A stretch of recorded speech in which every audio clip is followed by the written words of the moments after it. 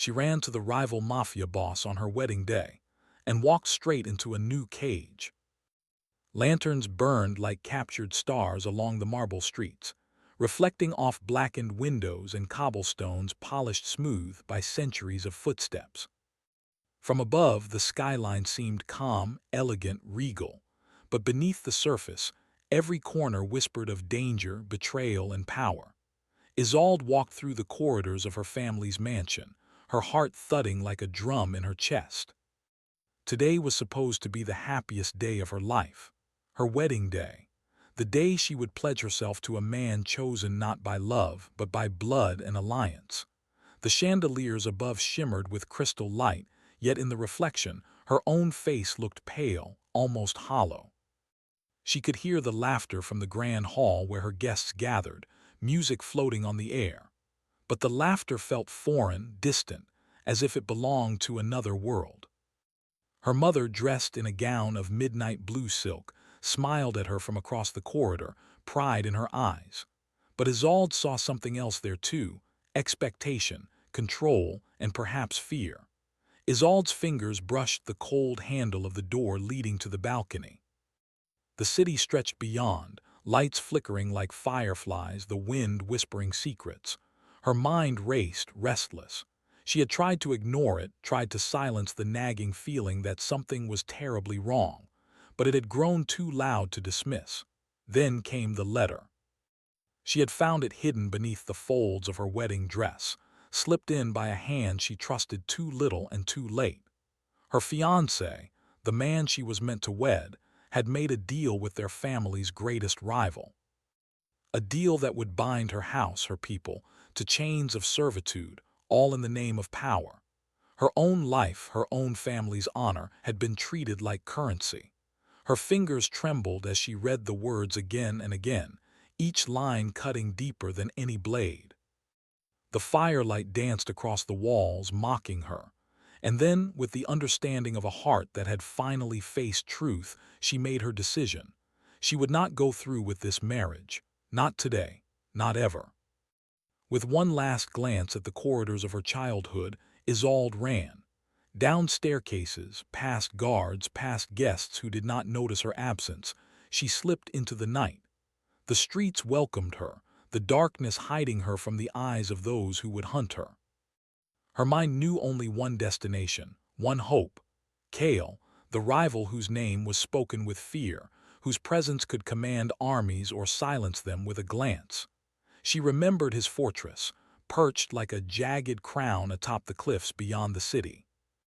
Marble towers rose from obsidian walls, guarded by shadows that seemed alive.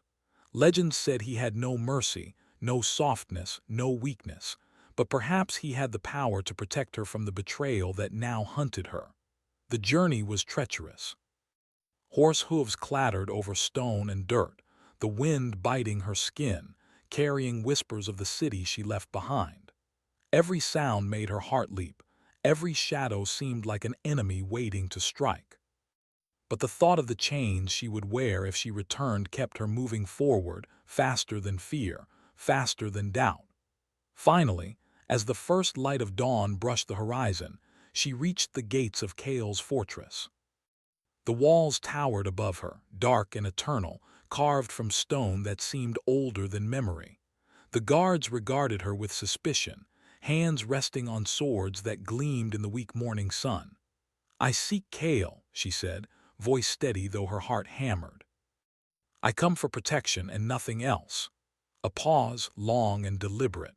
Then a nod, and the gates opened with a low, grinding sound, revealing the inner courtyards. She entered, stepping into a world of elegance and danger unlike any she had known. Marble floors stretched endlessly, obsidian pillars gleamed in shadows, and fountains whispered secrets in silvered water. The air was heavy with the scent of jasmine and smoke, sweet and sharp. Cale appeared suddenly, as if he had always been there, waiting. He was tall, dark, with eyes that seemed to peer straight through her, seeing not just her body but her thoughts, her fears, her courage. A smirk played at the corner of his lips, dangerous and unreadable.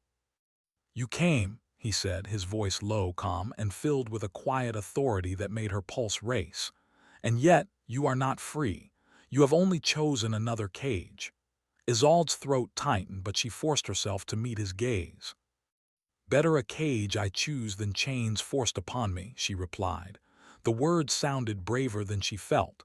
Cale studied her for a long moment. Then slowly he gestured for her to follow him. "Very well," he said. "You may stay. But understand this. This world, this place, is not kind. It does not forgive weakness, and it does not suffer fools lightly." The days that followed were a delicate dance of observation and suspicion. Cale watched her as if measuring her every move, every gesture, every heartbeat. Isolde, in turn, learned quickly how to move through the fortress, which doors were safe, which halls were traps, which guards could be trusted, which could not. Every glance between them carried meaning, every word was layered with tension. Yet beneath the surface of fear and caution, something else stirred, a spark neither of them could ignore. In his presence, she felt both danger and fascination. In her, he saw defiance, bravery, and a light that had been absent from his dark world for many years. One night, as rain pounded against the stone roofs, Isolde stood on a balcony overlooking the gardens below. The fountains shimmered under the storm, lightning casting brief, brilliant shadows.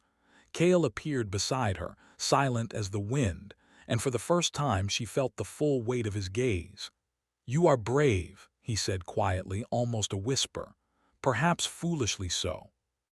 But bravery is rare and dangerous, and I find it compelling." Isolde shivered, not from the cold but from the intensity of his presence. "I am not here to be compelling," she said, voice firm. "I am here to survive, to protect what is mine." He smiled, a faint curve of lips that carried both admiration and warning. "Survival is not enough. Power, influence, trust, these are what shape a person, and in this world they are never given freely." She turned to face him, rain streaking her hair, droplets sparkling like tears under the lightning. "I will learn," she said. "I will not be weak." Cale's eyes softened for a moment, a fleeting glance of something almost human, almost gentle, before the mask of control returned. "We shall see," he said. But the storm outside was nothing compared to the one brewing between them. Every shared glance, every measured touch, every word carried the weight of unspoken emotion, desire, and danger. Isolde knew, deep in her heart, that escaping one prison had brought her straight into another, and that this new cage might be far more dangerous than the chains she had fled. As she retreated to her chambers that night, the rain still hammering against the fortress walls, she could not stop the thought that kept repeating in her mind. "I am not free, but perhaps, for the first time, I am alive." And somewhere in the shadows, Cale watched her, thinking the same thing, though neither would admit it aloud. Then came the sound, a faint, deliberate knock at her door, a shadow in the hallway that moved faster than a man should. She froze, heart in her throat. Cale appeared beside her once more, silent as the night. "You wanted freedom," he said softly, almost tenderly. "But freedom is never free." Her breath caught. For the first time she felt the true weight of her choice. The city she had left behind, the family she had betrayed, the future she had run from, all were still alive, still waiting to claim her. And yet she did not turn back, for she had chosen the unknown, for she had chosen Cale. And for better or worse, her life, and her heart, would never be the same again. The morning sun had barely begun to burn away the mist when Isolde awoke in the quiet chamber Cale had given her. The room was large, decorated in dark marble and polished wood, shadows dancing along the walls with the soft flicker of candlelight. The air smelled faintly of jasmine and iron, a reminder of the beauty and danger of this place. She sat on the edge of the bed, the events of the previous night replaying in her mind. She had fled her wedding, leaving behind the life she had known, and come straight into a fortress ruled by the man everyone feared and whispered about in the city below. Cale. The name alone carried power, yet also a strange allure. There was no denying it. The fortress felt like a cage. Its walls were high and black, the corridors silent except for the soft echo of footsteps. Guards with eyes like hawks and hands always near their swords watched her constantly. And yet, for the first time in her life, Isolde felt awake. The door opened without a sound. Cale entered, his presence filling the room as completely as the shadows. He moved with the quiet certainty of someone who had never been challenged, whose command of space was absolute. Isolde rose to face him, heart tight but steady. "You slept well?" Cale asked, his voice calm, almost teasing though there was steel underneath. "I managed," she replied, careful not to show fear. "Where do I go from here? I cannot stay hidden forever." Cale's eyes studied her, dark pools of assessment. "You may stay, but not as a guest. Here nothing is given freely. You must choose a path. One of obedience, one of power, or one of exile, and exile may not be an option once the walls close around you." Isolde's stomach tightened. She had not considered that she had walked straight into another form of imprisonment. And yet, she had no choice. "I will stay," she said, voice firm. "I do not belong in the world I left behind." Cale inclined his head, a faint shadow of a smile touching his lips. "Very well. Then you will learn quickly. There are rules, alliances, and secrets in this place. If you fail to understand them, you will not survive." The next days passed in a blur of lessons, observation, and cautious exploration. Isolde moved through the fortress like a shadow, learning the contours of light and dark.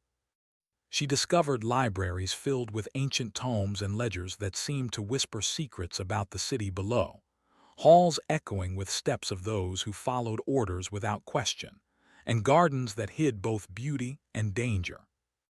Cale watched her every step, never openly interfering but always present. His gaze was both a warning and an assessment, and she felt it on her skin like fire. He was a man who trusted few, yet somehow, he allowed her to move through his world. Each day she noticed him more, not just the fearsome power he exuded, but the careful attention he gave to the smallest detail. He was meticulous, precise, commanding, but not without a shadow of curiosity when it came to her.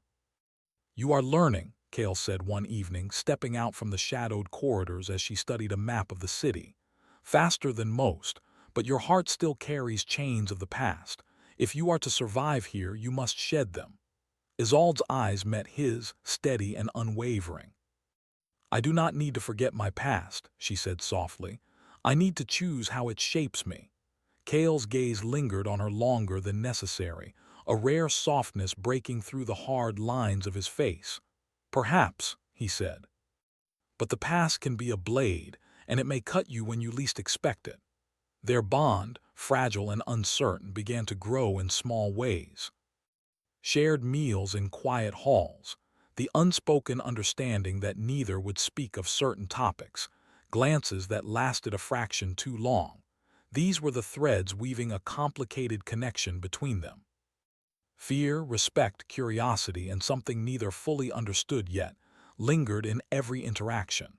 One night, the fortress was alive with tension. Scouts from the city below had reported movement, men sent by her own family to reclaim her, or perhaps to punish Cale for harboring her. The news traveled through the stone corridors like a chill wind, reaching every corner of the fortress. Cale summoned Isolde to the balcony that overlooked the gardens, the moon casting silver across the fountains. "You are in danger," Cale said, his voice quiet but sharp. "They will come. You must be ready." Isolde's chest tightened, but she did not step back. "I am ready," she said. "I will face them. I will not run again." Cale studied her, a rare flicker of something almost human crossing his eyes. "You do not understand. They will not just come for you. They will come for me, for this fortress, for everything I have built." "I do understand," she replied. "And yet I am here. I chose this. I will not leave you to face them alone." The intensity of her words caught him off guard. Cale, the man who had never admitted weakness, who had built his life on control and fear, felt a strange pull in his chest. It was a foreign weight, yet he did not reject it. Instead, he nodded once sharply. Very well, then you will fight. But understand, survival will demand more than courage. It will demand sacrifice. The coming days were a whirlwind of preparation. Isolde trained under Kale's watchful eye, learning to move silently, to read the intentions of those around her, to anticipate danger before it arrived. She discovered a strength within herself she had never known, a courage that did not falter in the face of fear. And Kale, ever present, pushed her further than she thought possible, yet always with an unspoken respect that lingered beneath his strict demeanor. Yet their proximity also brought tension. Every glance, every accidental touch, every shared silence seemed to carry unspoken weight. Both understood the power dynamic at play. He was the master of this world, a man who wielded authority like a blade, and she, though brave, was a guest, an intruder in a domain ruled by fear. And yet, something unspoken grew between them, a connection neither could ignore. One night, as the storm raged outside, Kale found her in the library, the rain lashing against the tall windows. Candles flickered in the wind, casting moving shadows across the room. She looked up at him, her eyes steady. "You have learned much," he said quietly. "Perhaps more than I expected." "I am learning to survive," she replied. "Not just for myself, but for those I care about, and for you." Kale's expression flickered almost imperceptibly. He stepped closer, the storm outside echoing the tension in the room. "Do not speak of care. It is a dangerous thing in this world. It makes you vulnerable." "I am already vulnerable," she said softly. "I have already fled one prison today. This, whatever this is my choice, and I will face it even if it is frightening." Kale paused, studying her, his eyes searching for something she could not name. "Courage," he murmured, "and perhaps foolishness, but courage is rare, and even the foolish can shape their fate." The fortress seemed to hold its breath. In the flickering candlelight, the storm outside, and the weight of unspoken words, both felt the pull of something neither dared name. They were bound by circumstance, by danger, and by choices that could not be undone. And then came the first real test. A group of men, cloaked in shadow, breached the outer walls, their intentions clear. Kale moved with lethal precision, a storm of power and command, and Isolde followed, her training put to the test. Every step, every decision, every heartbeat was measured, precise, critical. In the chaos, Kale protected her with a ferocity that shook her. When their hands brushed during the skirmish, it was electric, not a spark of passion, but of trust, respect, and the unspoken promise of protection. And in that moment, Isolde understood something profound. The cage she had walked into was not merely walls and guards. It was a test of heart, will, and courage, and she was no longer afraid. As the intruders were driven away, the fortress settling back into quiet, Kale looked at her, the storm still raging outside mirroring the one inside the walls. "You are not just surviving," he said. "You are becoming part of this world, whether you know it or not." Isolde met his gaze, the tension between them unspoken but undeniable. She nodded, knowing that the journey ahead would be difficult, dangerous, and uncertain. And yet, for the first time, she felt a strange certainty. Whatever lay ahead, she would face it, not as a pawn, not as a prisoner, but as someone who had chosen her path. And Kale, standing silently beside her, understood something he had not realized in years. In protecting her, he had found a part of himself long buried, a part that could care, trust, and perhaps even hope. The night stretched on, the storm outside slowly dying, yet the storm within the fortress, and between them, had only begun. And neither of them would ever be the same again. The fortress had grown quieter in the days that followed the attack. Guards patrolled the halls with heightened vigilance, their eyes sharper, their hands closer to the hilts of their swords. The rain had ceased, leaving the gardens glistening under a pale moonlight, the fountains reflecting the silver of the night. Yet for Isolde, calm had not returned. Danger lingered, not in the shadows alone, but in the memories she could not escape. The betrayal of her family, the loss of the life she had left behind, and the constant awareness that she had entered a world far more dangerous than any she had known. Kale moved through the fortress with a quiet precision that never faltered. He was always there, a presence at once reassuring and intimidating. He watched her, but now with a different gaze. The intensity of their shared experiences had begun to weave a subtle bond between them, one that neither would admit, yet both felt. Isolde had spent hours training, learning to anticipate danger, to move with stealth and grace, and to defend herself in ways that were not merely physical. She had also spent hours in conversation with Kale, questions measured, words chosen carefully, each exchange revealing a little more about him and, in turn, about herself. He was a man shaped by betrayal and power, by secrets and shadows. And yet beneath the stern exterior, she glimpsed the faint flicker of a heart capable of trust, of loyalty, of something softer. One evening, Kale summoned her to the library, a place of towering shelves, dimly lit by flickering lamps, the scent of parchment and ink thick in the air. He did not speak at first, simply watching as she traced her fingers along the spines of the books, absorbing knowledge as if it could protect her from the storms of the outside world.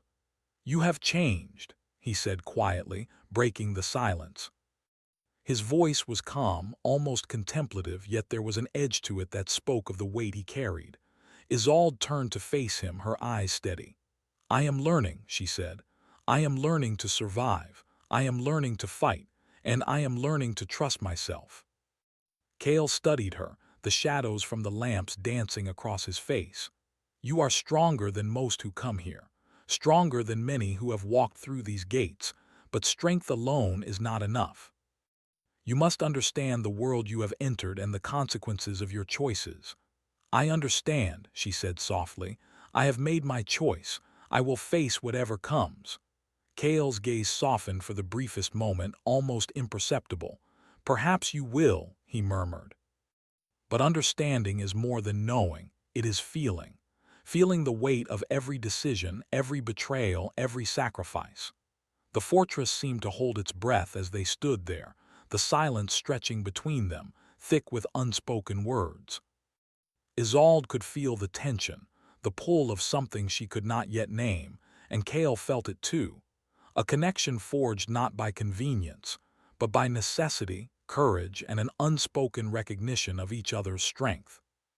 Their moment was broken by a sudden alarm, a warning bell that echoed through the halls. Shadows moved swiftly outside the library, and Kale's hand went to the hilt of his sword. Isolde followed instinctively, her body tense, every sense alert. The enemy had returned. Not scouts, not intruders this time, but a larger force, more organized, more dangerous. "They have come for you," Kale said, his voice low, almost a growl. "And this time they do not intend to leave empty-handed." Isolde's heart pounded, but she did not falter. "Then we fight," she said.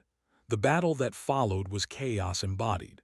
Guards clashed with the intruders, swords ringing against armor, shouts echoing through the halls, the scent of rain and earth mixing with the metallic tang of battle. Kale moved like a storm, precise and lethal, and Isolde followed his lead, her training guiding her, her courage carrying her through the fear. In the midst of the chaos, Kale and Isolde found themselves back to back, fighting in perfect unison. Every glance, every movement, every wordless signal spoke of trust forged in fire. She realized then that the fortress, which had once felt like a cage, was now a place where she could stand, where she could fight, and where she could belong. After the intruders were finally driven back, the fortress settled into an uneasy calm. Kale and Isolde retreated to the balcony overlooking the gardens, the moonlight casting silver across the fountains. They were both silent, their chests rising and falling with the aftermath of battle. "You are not merely surviving," Kale said quietly. "You are becoming part of this world, whether you realize it or not." Isolde met his gaze, her own eyes steady, filled with determination and something else she could not name. "I am not afraid," she said. "Not anymore. I have faced betrayal, I have faced danger, and I have faced myself. Fear does not control me. Cale nodded, a rare softness touching his features. And yet, he said, his voice low, there is still danger. There are forces beyond this fortress that seek to control, to manipulate, to destroy. You must be ready always. I am ready, she replied. And I will not face it alone. The words hung in the air, heavy with meaning. Cale's eyes darkened, and for a moment the fortress felt smaller, the night closer, the bond between them undeniable. Yet both understood the delicate balance of power, the weight of trust, and the consequences of the choices they had made. In the days that followed, Cale shared fragments of his past, stories of betrayal, of loss, of the burdens of leadership that had shaped him into the man he was. Isolde listened, absorbing every word, understanding not just the power he wielded, but the humanity he carried beneath it. And in turn, she shared pieces of herself, not the naive girl who had fled her wedding, but the woman who had chosen her path, embraced her fears, and found strength in her courage. Their connection deepened, subtle yet undeniable.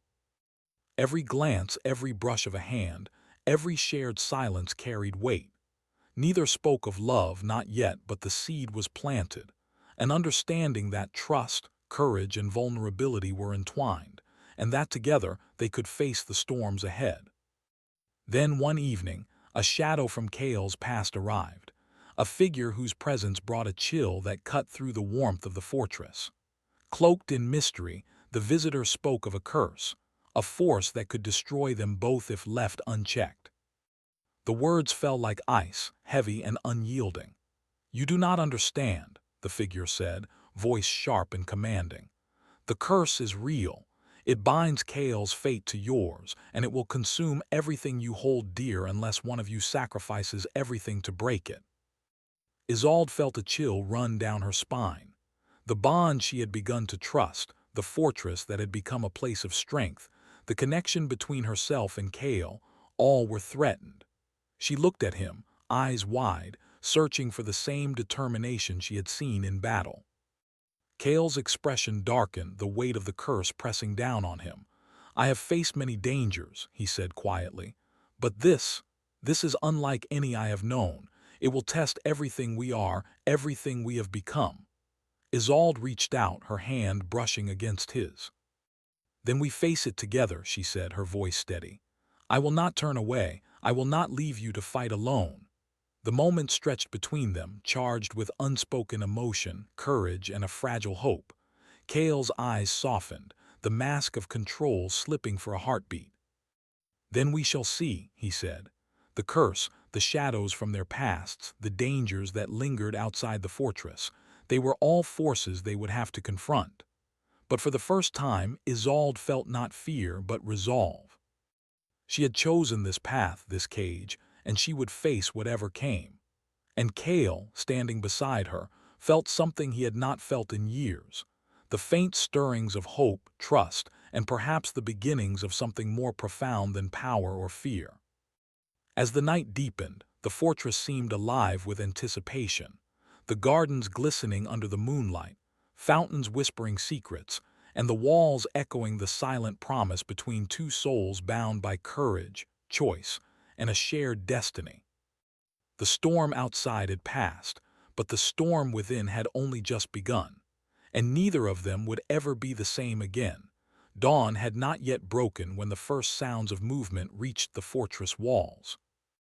A distant rumble, growing closer, heralded the arrival of forces neither Isolde nor Cale could ignore. The curse, the threats from their families, and the shadows of past betrayals had all led to this moment. A confrontation that would test every ounce of courage, every bond they had forged, and every choice they had made. Cale stood atop the highest tower, his figure carved sharply against the gray sky. The wind tugged at his coat, tossing dark strands of hair across his face. His eyes, cold and sharp, scanned the horizon, noting the approach of men on horseback, their banners visible even in the early morning gloom.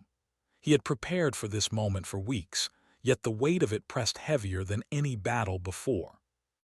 Isolde approached, her steps sure and deliberate despite the tension coiling in her stomach. She had trained, she had learned, she had grown, not only in skill but in spirit. She no longer felt the same fear that had gripped her when she first arrived at Kale's fortress. She now understood what courage truly meant, not the absence of fear but the choice to stand despite it. Kale turned to her, his expression unreadable yet intense. "This will be dangerous," he said, voice low, carrying the gravity of command. "Not everyone will survive. The curse, it is bound to the battle. It will test us in ways we cannot predict." Isolde's gaze met his, unwavering. "I am ready," she said. "I will not turn away, and I will not leave you to face this alone." Kale studied her for a long moment, the weight of his unspoken thoughts heavy in the air. Then slowly he nodded. "Very well, then we face it together." The courtyard below began to fill with soldiers, the clash of armor and the shuffle of boots echoing across the stone walls. Kale moved through his own forces, issuing orders with calm authority, while Isolde stayed close, ready to act where needed. She could feel the tension in every corner, every guard, every shadow. The first wave struck with sudden violence. Men charged over the walls, scaling ladders, battering gates. Kale and his forces met them with precision and strength, a controlled storm of resistance. Isolde fought alongside them, her movements swift and careful, every step a testament to her training and courage. Amid the chaos, the curse began to make itself known. Shadows lengthened unnaturally, shapes twisting across the walls as if alive. The air grew heavier, and whispers seemed to echo in every corner of the fortress. It was no longer only a battle against men. It was a battle against forces that sought to consume them from within. Kale moved through the courtyard like a shadow of himself, striking with lethal precision, his eyes always on Isolde. She noticed how he protected her without hesitation, how his movements shielded her when danger was near. Every brush of his hand, every subtle shift in his stance, communicated a trust they had built together, a silent bond stronger than any sword or shield. Then came a moment of quiet amid the chaos. A single figure approached Kale, a messenger cloaked in black, carrying a sealed scroll. He handed it to Kale with a bowed head, disappearing into the crowd before anyone could question him. Kale broke the seal, scanning the words quickly. His expression darkened, the shadows beneath his eyes deepening. "They have called reinforcements," he said quietly, though his voice carried across the courtyard. "More will come, and the curse, it is closer now. We must act now before it consumes everything." Isolde stepped closer. "What must we do?" she asked, the determination in her voice steady despite the fear rising in her chest. Kale met her gaze, his eyes intense, searching. "We must face it together," he said. "The curse is bound to our bond. It will test us, push us to the edge. Only one choice can break it, one that requires courage, trust, and sacrifice." She nodded, understanding the weight of his words. "Then we will make it together," she said. The battle raged on around them, yet for Kale and Isolde, the world seemed to narrow to a single point. Their shared determination to survive, to protect each other, to confront the unseen force that threatened everything. They moved in unison, anticipating each other's actions, covering every angle, deflecting every attack, the trust between them unspoken but absolute. As the shadows of the curse twisted and gathered, a portal of darkness seemed to open in the center of the courtyard. Whispers grew louder, echoing the fears and regrets they had carried for so long. Kale's hands clenched around the hilt of his sword, but he did not attack. Instead, he stood firm, his eyes never leaving Isolde. "You must step forward," he said, voice calm but commanding. "It will test you, it will try to break you, but you are stronger than it knows." Isolde took a deep breath, feeling the weight of the moment settle on her shoulders. She had faced fear before, betrayal and death itself, but this was different. This was a battle for their souls, for their bond, for the future they had begun to build together. She stepped forward, feeling the pull of the shadows, the whispering voices trying to shake her confidence, her courage, her resolve. And yet with every step she felt Kale's presence beside her, steady, unwavering. "You are not alone," he said softly. "I am with you, always." The shadows surged around them, testing their resolve, shaping visions of fear, doubt, and regret. For a moment, Isolde faltered, seeing flashes of the life she had left behind, the family she had betrayed, the chains she had once worn. But Kale's hand on hers grounded her, a tether of trust and courage that she clung to fiercely. Together, they faced the darkness. Together, they refused to yield. And together, they found the strength to confront the source of the curse. It was not the shadows alone, nor the whispers of fear. It was the choice they had made, the bond they had forged, and the courage to trust one another fully. Kale and Isolde's hands met, fingers entwined as they stepped into the heart of the darkness. The shadows writhed, twisted, and recoiled, testing every fear they had, every regret, every moment of doubt. But they did not falter. They did not let the past control them. And then, with a final surge of light born from courage and trust, the darkness shattered. The curse, once a weight upon their lives, was broken, not by force alone, but by the bond they had chosen, the trust they had placed in each other, and the courage to face it together. The battlefield was quiet now, the air filled with the scent of rain and earth, the echo of the storm fading. Kale and Isolde stood side by side, hands still joined, hearts racing, breaths heavy with the realization of what they had endured. You did it," Kale said quietly, voice rough with emotion he rarely allowed himself to show. "We did it." Isolde nodded, her eyes shining. "Together," she said simply. The first rays of dawn broke across the horizon, painting the fortress in gold and silver. For the first time, the city below seemed alive not with fear, but with possibility. Kale and Isolde stood atop the highest tower, looking down at the streets, the gardens, and the fountains. They had faced danger, betrayal, and darkness, and emerged stronger, united, and unbroken. Kale turned to her, his expression softening. "You chose this path, Isolde. You could have left. You could have walked away. Yet you stayed. That means more than you know." Isolde smiled, a gentle curve of lips that carried both relief and quiet pride. "I stayed because I wanted to," she said. "Not because I had to, not because of fear, but because I trust you." The words hung in the morning air, heavy with emotion and truth. Kale's eyes, dark and intense, softened further, and he reached out, brushing a strand of hair from her face. "And I trust you," he said, voice low, deliberate. "More than I have trusted anyone in years."